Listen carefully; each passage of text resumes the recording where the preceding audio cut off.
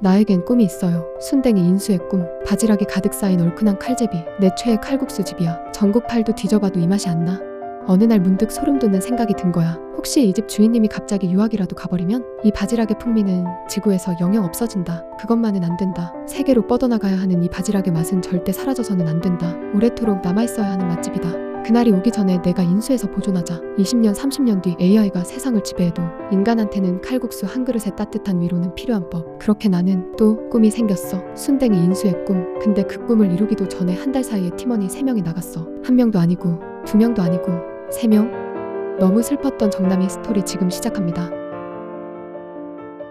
안녕 친구들, 너무 오랜만이야. 내가 그동안 많이 바빴기도 했고 마음이 좀 많이 힘들었어. 순댕이 인수 전에 일단 필름판에서 먼저 성공해야 되잖아. 이왕 하는 거 필름에서 1등 타이틀 한번 달아봐야지 싶어서 눈썹 휘날리게 일하고 있었는데 그 와중에 사건들이 터졌어. 이번 생 왜 이래? 고난과 역경을 딛다 보니까 정신 차려보니까 벌써 8개월이 지나 있더라. 늦어서 미안해. 나 아직 안 죽었어.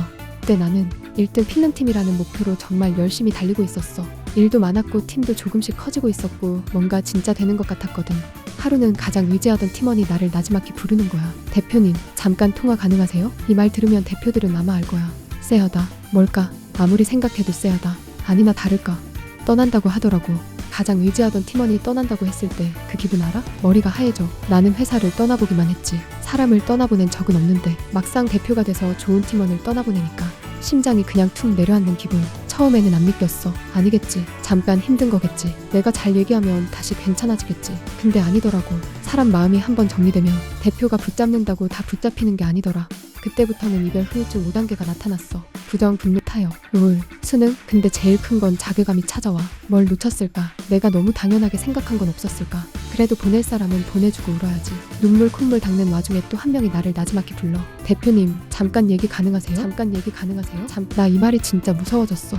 이분도 독립을 해야겠대. 사실 나도 생각은 했었어. 이분은 독립하면 일 한번 내겠다. 내가 오히려 배울 게 참 많았거든. 정말 너무너무 아쉬웠지만 이왕 나가는 거 진심으로 잘 되세요. 기분이 뭐랄까, 침몰하는 배의 선장이 된 느낌이야. 그 뒤로 나는 트라우마가 생겼어. 나를 나지막히 부르지 말아주세요. 무서워요. 좋은 팀원을 떠나보낸다는 건 슬픈 일이지만 동시에 내가 성장하는 순간이기도 하더라고. 일은 이미 벌어졌고 이제 중요한 건 하나. 어떻게 이 위기를 헤쳐나갈 것인가. 나는 지금 침몰하는 배에 타 있는 것 같지만 다시 정상으로 돌려놓을 수 있다. 기세에 밀리지 말자. 처음 아무것도 모르는 시절에도 했는데 지금이라고 왜 못해? 한 번은 전단지 작업을 해본 적이 있어. 일 잔뜩 들어오겠지? 잘 되면 팀원들이랑 워크숍 가야지. 꿈에 부풀어서 하루 종일 전단지를 막 돌렸는데 2주 동안 연락이 딱 한 통 온 거야. 그것도 견적문의로 끝이었어. 내 광고비, 내 시간, 많이 슬픈데 근데 내가 돈이 없지 가오가 없냐? 일단 마트에 가서 막 사. 고기도 사고 술도 사서 다 같이 펜션 놀러 갔어. 고기도 구워 먹고 피구도 하고 배구도 하고 팀원들이 너무 행복해 하더라고. 그 모습을 보는데 참 좋더라. 팀원이 연달아 나가게 된 이유 중 하나. 일은 많은데 팀원이 많지가 않아. 그럼 기존 팀원들이 지칠 수밖에 없잖아. 사실 나는 팀원 충원하는 게 항상 조심스러웠거든. 사람이 많아진다는 건 그만큼 책임도 커지는 거니까. 일도 계속 많으면 좋지만 혹시 비는 날이 생기면 누군가는 일하고 누군가는 쉬고 그 상황도 서로 아쉽잖아. 그래서 쉽게 못 늘린 것도 있어. 근데 이번 일 겪고 생각이 바뀌었어. 그런 알량한 걱정만 하다가 지금 있는 팀원들이 지치면 그게 더 큰 문제다. 팀원들도 적당한 워라밸이 필요한 걸 왜 몰라. 사람이 체력이 딸리면 부정적인 생각이 들 수밖에 없다. 계속 쉬는 날 없이 일만 많이 준다고 그게 좋은 게 아니더라고. 숨 쉴 틈이 없으면 그건 또 다른 부담이니까 지금 무엇보다 팀원 충원이 시급하다. 그래서 전국 금손을 찾습니다 공고를 올렸어. 누가 나가도 팀이 원활하게 굴러가야 해. 채용 공고 올리고 인재를 미친 듯이 찾았어. 그리고 감사하게도 지금 다시 좋은 팀원들을 또 만나게 됐고 큰일 날 것 같아도 정말 어떻게든 되더라고.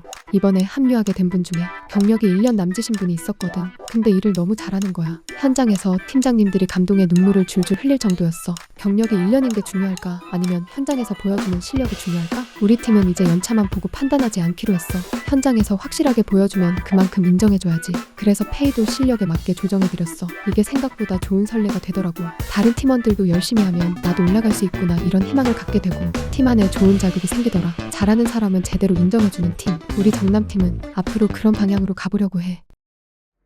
내가 한동안 무기력증이 왔던 거에는 사실 팀원 문제만 있었던 건 아니야. 진짜 바쁘긴 바빴어. 바쁘다 바빠 현대사회. 할 일이 너무 많은 거야 진짜. 자재 정산해야 돼. AS 챙겨.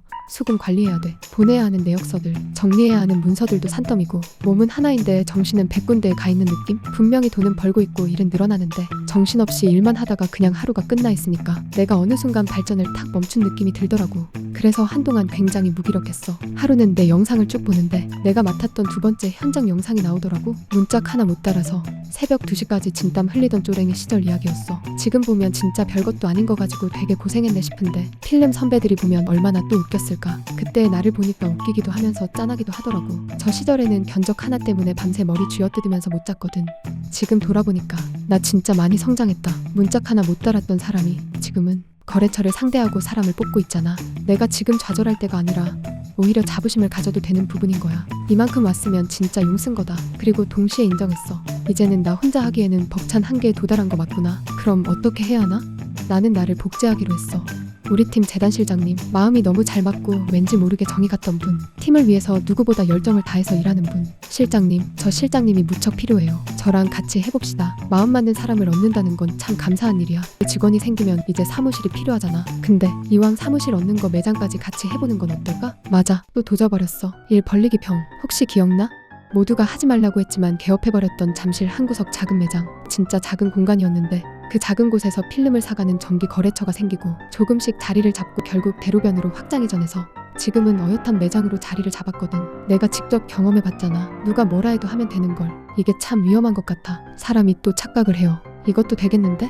올해 또 일벌이기 병이 도졌어. 잠실에 하나가 있으니 이제는 정반대편 구로에 두 번째 매장을 내보자. 그래서 또 얻어버렸지. 근데 역시나 내 맘처럼 쉽게 흘러가진 않더라고. 아주 큰 문제가 하나 생겼어. 또 일을 저질러버린 정남이. 과연 이 매장의 운명은? 오늘 영상은 여기까지야. 오랜만에 돌아온 정남이. 영상 봐줘서 고맙고 앞으로는 무너지더라도 다시 일어나는 모습까지 솔직하게 보여줄게. 1등 필름팀으로 가는 길 그리고 순댕이 인수까지. 정남이 벤츠 타기 프로젝트 아직 안 끝났다. Keep going.